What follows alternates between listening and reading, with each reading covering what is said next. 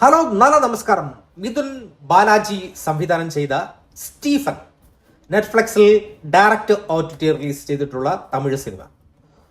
ഒറ്റവാക്കിൽ പറഞ്ഞാൽ എനിക്ക് നന്നായിട്ട് ഇഷ്ടപ്പെട്ട ഒരു സിനിമയാണ്. തുടക്കത്തിൽ വളരെ ഗംഭീരമായിരുന്നു, പക്ഷേ ഫൈനൽ ടച്ചിൽ പോകുമ്പോൾ ഇത്തിരി ബുദ്ധിമുട്ടായിട്ട് എനിക്ക് തോന്നിയെങ്കിൽ പോലും ഒരു കിടിലം ഒരു സൈക്കോ ത്രില്ലർ മൂവിയായിട്ടാണ് എനിക്കിത് ഫീൽ ചെയ്തിട്ടുള്ളത്. ഇതിന്റെ കഥ ഞാൻ ഡീറ്റെയിൽ ആയിട്ട് പറയുന്നില്ല, വളരെ സിമ്പിളായിട്ട് ഒരു കാര്യം പറയാം. ഷൂട്ടിങ്ങിന്റെ പേരിൽ 9 പെൺകുട്ടികളെ വിളിച്ചു വരുത്തുകയും ക്യാമറയ്ക്ക് മുൻപിൽ വെച്ച് ഷൂട്ട് ചെയ്ത് അവസാനം 9 പെൺകുട്ടികളെയും കൊല്ലുകയാണ്.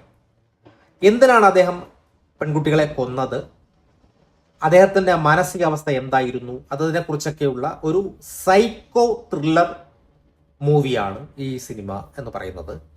അദ്ദേഹം പകൽ സമയങ്ങളിൽ നോർമലാകുകയും രാത്രികളിൽ അദ്ദേഹം സൈക്കോപാത്തായിട്ട് മാറുകയും ചെയ്യുന്നു എന്നുള്ളതാണ് ഈ സിനിമയുടെ ഇതിവൃത്തം. ഞാൻ ഒരിക്കലും ഈ കഥയെ സ്പോയിൽ ചെയ്യുന്നില്ല, കാരണം നമ്മുടെ ആദ്യത്തെ ഒരു 10 മിനിറ്റിനകത്ത് എഴുതി കാണിക്കുന്നതിനിടയിൽ കാണിക്കുന്ന സംഭവങ്ങൾ മാത്രമാണ്.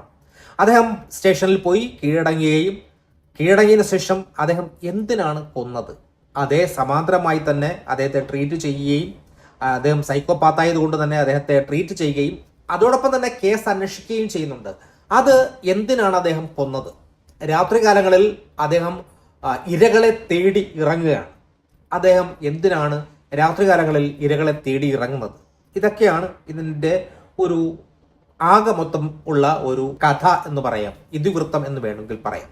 അദ്ദേഹത്തിന്റെ ഭൂതകാലം എങ്ങനെയായിരുന്നു, അദ്ദേഹത്തിന്റെ ഭൂതകാലത്തിൽ സംഭവിച്ചത് എന്തൊക്കെയാണ്, ഈ ഒരു സാധനമാണ് ഈ സിനിമയുടെ ഇതിവൃത്തമായിട്ട് പറയാൻ പറ്റുന്നത്.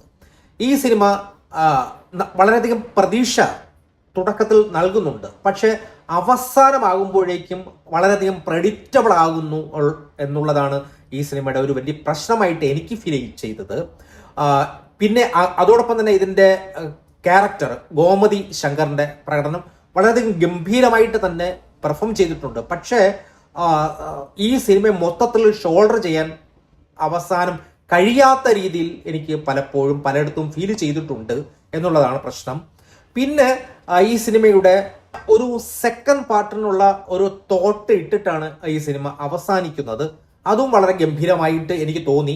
ഇതിന്റെ ഗാനങ്ങൾ ചിട്ടപ്പെടുത്തിയിരിക്കുന്നത്, അതോടൊപ്പം തന്നെ പശ്ചാത്തല സംഗീതമൊക്കെ നൽകിയിരിക്കുന്നത് സിദ്ധാർത്ഥും വിപിനും ചേർന്നിട്ടാണ്. അതോടൊപ്പം തന്നെ ഛായാഗ്രഹണം നിർവഹിച്ചിരിക്കുന്നത് SR സതീഷ് കുമാർ.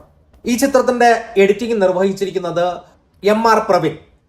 ഗോമതി ശങ്കറാണ് ഇതിന്റെ പ്രധാന കഥാപാത്രം. ഇതിന്റെ സംവിധായകൻ തന്നെയാണ് ഇതിന്റെ പ്രധാന കഥാപാത്രം അവതരിപ്പിച്ചിരിക്കുന്നത്.